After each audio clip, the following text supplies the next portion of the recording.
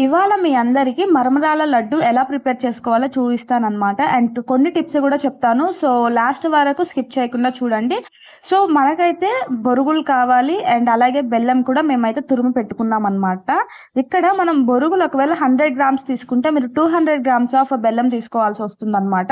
Quantity అనేది double ఉండాలి బెల్లం తీసుకోవడానికి. సో, స్వీట్ అప్పుడే సరిపోతుందన్నమాట. ఇప్పుడైతే స్టవ్ ఆన్ చేసి కడాయి పెట్టేసుకొని బొరుగులనైతే ఒక 1-2 మినిట్స్ అయితే ఇలాగా వేయించుకోండి. ఎందుకంటే ఇంకొంచెం క్రిస్పీగా, క్రంచీగా వస్తాయన్నమాట. చాలా టేస్టీగా ఉంటుంది. మీరు ఒకవేళ ఫస్ట్ టైం బొరుగు ముద్దలు చేస్తున్నా కానీ మీకు ఈ వీడియో అయితే చాలా హెల్ప్ అవుతుందన్నమాట. సో, పక్కా కొలతలతో అండ్ కొన్ని టిప్స్ అయితే చెప్తానని చెప్పాను కదా! సో, ఎప్పుడు కూడా బెల్లం అనేది డబుల్ ఉండాలి క్వాంటిటీ. అండ్ అలానే బెల్లం పాకంలో కూడా చాలా డిఫరెన్స్ ఉంటుందన్నమాట. బెల్లం పాకం కరెక్ట్‌గా వస్తేనే బొరుగు ముద్దలు కూడా క్రిస్పీగా బావుంటాయి. లేకపోతేనేమో మెత్తగా అయిపోతాయన్నమాట. సో, ఇక్కడ ఏంటి అంటే మనం బెల్లం తీసుకున్నాం కదా! దానికైతే ఒక స్మాల్ గ్లాస్ ఆఫ్ వాటర్ అయితే యాడ్ చేసుకోండి.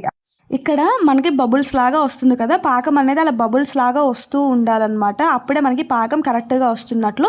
ఈ టిప్ మాత్రం కన్ఫర్మ్‌గా గుర్తుంచుకోండి. అండ్ తర్వాత వాటర్‌లో వేసి చూస్తే మనకి ఉండ కట్టాలన్నమాట పాకం అనేది. సో, అలా కడితే కనుక మనకి ఎగ్జాక్ట్‌గా కరెక్ట్ వేలో అయితే మనం బొరుగు ముద్ద చేస్తున్నట్లు. ఇక్కడైతే మనకి పాకం కరెక్ట్‌గానే వచ్చింది కాబట్టి మేమైతే బొరుగుల్ని కూడా యాడ్ చేసేసుకొని ఇలాగా ఒక 2-3 టైమ్స్ అయితే మొత్తాన్ని కూడా కలుపుకున్నామన్నమాట. కలుపుకున్న తర్వాత ఇంకా ఉండలైతే చుట్టేసుకుంటూ ఉన్నాము.